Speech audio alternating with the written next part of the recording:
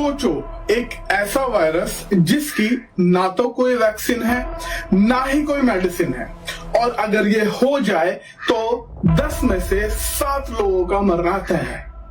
ये कोविड-19 नहीं है, ये इबोला भी नहीं है, ये है निपा वायरस। जी हाँ, मैं बात कर रहा हूं निपा वायरस की, जो कि आजकल न्यूज में काफी ज्यादा बना हुआ है और इसने एंट्री कर ली है इंडिया में और 2 केसेस को ट्रेस किया गया है वेस्ट बंगाल में। आगे बढ़ने से पहले आपको बताना चाहूंगा कि अगर ये वीडियो आप लास्ट तक देखते हैं तो आपको मैं कुछ ऐसे फैक्ट्स बताऊंगा जो कि आपके सर्वाइवल के लिए काफी ज्यादा इंपॉर्टेंट है, और कुछ ऐसे मिस्टेक्स जो कि हम लोग जनरली करते हैं और इसी से एंटर कर सकता है निपा वायरस आपकी बॉडी में। Well, several countries are monitoring the spread of the deadly virus. India says it has contained its 2 cases of Nipah virus.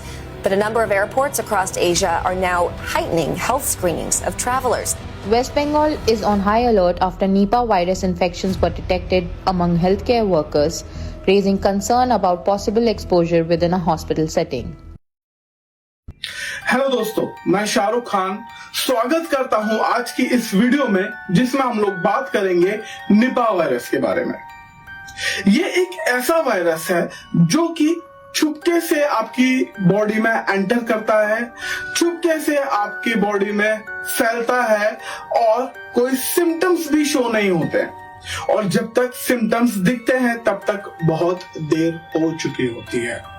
Recently Nipah virus के 2 केसेस को ट्रेस किया गया है वेस्ट बंगाल में, और इस न्यूज के आने के तुरंत बाद ही हमारी जो नेबरिंग कंट्रीज हैं जैसे नेपाल, थाईलैंड ने हाई अलर्ट इशू कर दिया है। आखिर क्यों इतना खतरनाक है ये वायरस, देखते हैं आगे। निपा वायरस की अगर हम बात करें तो ये एक जूनोटिक डिजीज है, मतलब कि एनिमल टू ह्यूमन में ट्रांसमिट होती है ये। लेकिन ऐसा जरूरी नहीं है कि ये हर बार ह्यूमन में एनिमल से ही आए, कभी कभी ह्यूमन टू ह्यूमन ट्रांसमिशन भी हमें देखने को मिलता है। इसके जो मेन कैरियर्स हैं वो है फ्रूट बैट्स एंड पिग्स। इसलिए WHO ने इसे टॉप 10 डेडलीस्ट एपिडेमिक डिजीजेस की लिस्ट में रख रखा है।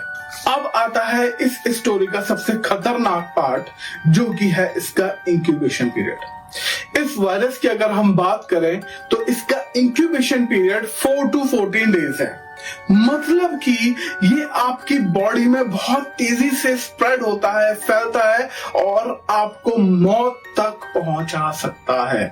इवन आप इन्फेक्टेड भी होंगे और आपको पता भी नहीं लगेगा, क्योंकि इसके सिम्टम्स बहुत ज्यादा माइल्ड होते हैं, लेकिन जब तक इसके सीवियर सिम्टम्स आपकी बॉडी में इवॉल्व होंगे तब तक बहुत देर हो चुकी होगी, और यही इस वायरस को खास भी बनाता है और डेडली भी बनाता है।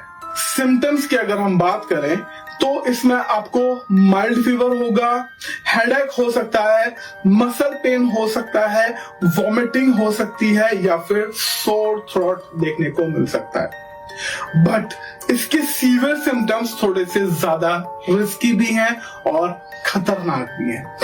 ये है डिजीनेस, एक्सट्रीम ड्रोजीनेस, कंफ्यूजन, या फिर आप कह सकते हैं बेहोशी, acute encephalitis, atypical pneumonia, severe breathing problems जैसे सिम्टम्स आपकी बॉडी में इवॉल्व होंगे in the last stage of this disease. इतना ही नहीं, पेशेंट कोमा की हालत में भी कभी कभी पहुंच सकता है। अब इसके डेथ रेट की बात करते हैं। डेथ रेट की अगर हम बात करें तो 45 to 75% तक इसका डेथ रेट हो सकता है, मतलब कि अगर 10 लोगों को ये बीमारी हो रही है तो उसमें से चांसेस ये है कि 7 लोग मर जाएंगे। और याद रहे, इस वायरस की अभी तक कोई एफिशिएंट वैक्सीन अवेलेबल नहीं है, जिसकी वजह से ये वायरस और ज्यादा खतरनाक हो जाता है। और यही रीजन है कि इंडिया में 2 केसेस आने के बाद हमारी नेबरिंग कंट्रीज हाई अलर्ट पे आ चुकी हैं। अब अगर हम बात करें इसके पास्ट आउटब्रेक्स की, तो इसके कुछ केसेस हमें मलेशिया में देखने को मिलते हैं 1998 में, जिसमें लगभग 100 से ज्यादा लोगों की मौतें हुई थी। और ये जो केसेस हमें मिले थे ये मेजरली पिग फार्मर्स में मिले थे। वहीं अगर हम बात करें बांग्लादेश की, तो 2001 से अब तक लगभग 100 से ज्यादा लोगों की डेथ अकेले इस ही वायरस से हो चुकी है। वहीं अगर हम बात करें इंडिया की, तो इंडिया में भी कुछ रीजन्स ऐसे हैं जहां पर ये काफी तेजी से स्प्रेड हुआ, काफी तेजी से इवॉल्व हुआ। इन रीजन्स में आते हैं वेस्ट बंगाल, जिसमें 2001 से लेकर 2007 तक हमें काफी सारे केसेस देखने को मिले। हमें इसके बाद केरला में भी कुछ केसेस देखने को मिले, और यहाँ पर 2023 में भी हमें कुछ high number of cases Nipah virus के देखने को मिलते हैं। लेकिन अभी घबराने की कोई जरूरत नहीं है, क्योंकि अगर हम हेल्थ मिनिस्ट्री की बात करें तो हेल्थ मिनिस्ट्री का मानना है कि सिचुएशन अंडर कंट्रोल है, ट्रेसिंग चल रही है और उनके टेस्ट ज्यादातर नेगेटिव मिल रहे हैं। इसके अलावा सारी सिचुएशन को मॉनिटर किया जा रहा है।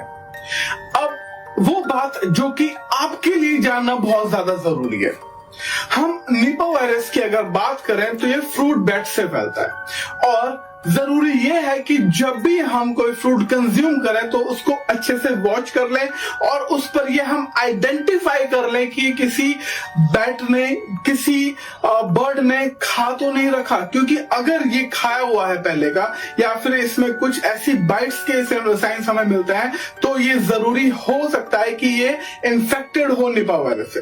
तो जरूरी ये है आपके लिए कि ऐसे फ्रूट्स को आप क्या करें, अवॉइड करें।